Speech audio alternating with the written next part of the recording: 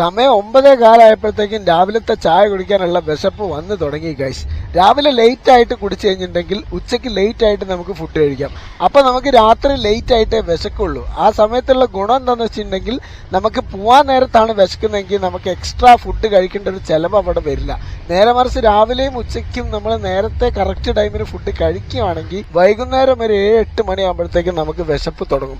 അപ്പോൾ ഒരു 10-11 മണി വരെ നമ്മൾ ഡ്യൂട്ടി എടുക്കുകയാണെന്നുണ്ടെങ്കിൽ അതുവരെ പിടിച്ചു നിൽക്കാൻ പക്ഷെ കഴിഞ്ഞെന്ന് വരില്ല. അപ്പൊ നമുക്ക് എന്തെങ്കിലും പുറത്തുനിന്നൊരു ചായയോ തട്ടുദോശയോ ഒക്കെ കഴിക്കേണ്ടി വരും. അപ്പൊ അതും എക്സ്പെൻസ് ആയി വരും. അപ്പൊ ലേറ്റ് ആയിട്ട് ഫുഡ് കഴിച്ചാലേ ഉള്ളൂ നമുക്ക് ലേറ്റ് ആയിട്ട് ഇവിടുന്ന് പോകാൻ പറ്റുള്ളൂ, എക്സ്പെൻസ് അധികം ഉണ്ടാക്കാതിരിക്കാനായിട്ട് പറ്റുള്ളൂ. സോ നമ്മൾ ഏകദേശം കസ്റ്റമർ ലൊക്കേഷനിലേക്ക് എത്തിയിരിക്കുകയാണ്. ഇനിയിപ്പോ മണ്ഡല മാസം ആയതുകൊണ്ട് നമുക്ക് സ്വിഗ്ഗി ഓർഡർ കുറച്ച് കുറയാനുള്ള ചാൻസസ് ഞാൻ കാണുന്നുണ്ട്. കാരണം പുറത്തുനിന്നുള്ള ഫുഡ് എത്രത്തോളം ഈ സ്വാമിമാര് കഴിക്കുമെന്ന് എനിക്കറിയില്ല. അതുപോലെ തന്നെ വെജ് ഹോട്ടലിൽ നിന്ന് മാത്രമായിരിക്കും മേ ബി ഇനി ഓർഡറുകൾ ഏറ്റവും കൂടുതൽ ഉണ്ടാവുന്നത്.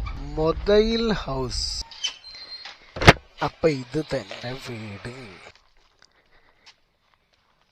ഓക്കെ.